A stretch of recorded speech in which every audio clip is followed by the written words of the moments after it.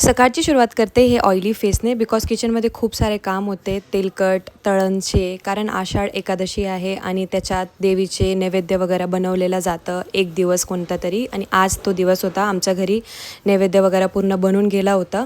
त्यानंतर मी जाताना चपातीवालीला सांगून गेले की बाबा चपाती करून घे, कारण सगळं जेवण झालेलं आहे आणि आईंना नैवेद्य दाखवायचं होता. मग त्यानंतर मी गेले मम्मीकडे, कारण अमायराचे बँगल्स वगैरे घ्यायचे होते. पण मी शोधतच बसले, असं वाटत होतं इथे दिसे ना तिथे दिसे ना, शोधू कुठं शोधू कुठं शोधू कुठं. हे बघा दिसला ग बाई दिसला. अरे एवढा शोधला पण ते आम्हाला छोटा पडून गेला. माझ्या डोक्यातच नाही किती मोठी झाली, तिचा साईज पण मोठा झाला असेल. मी एवढं शोधत बसले. मग त्यानंतर मी सकाळी नाश्ता नव्हता केला, तर मम्मीने रात्रीची खिचडी गरम केली आणि ते मस्त असं मी नाश्ता करून घेतलं. त्यानंतर मी घरी पोचले आणि मी तुम्हाला दाखवते की आज काय काय बनलं होतं.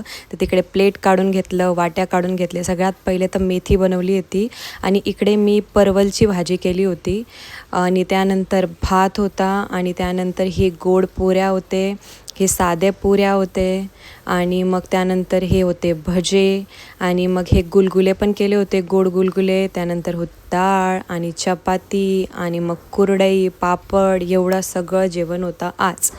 त्यानंतर मी पण बसून असं मस्त जेवण करून घेतलं.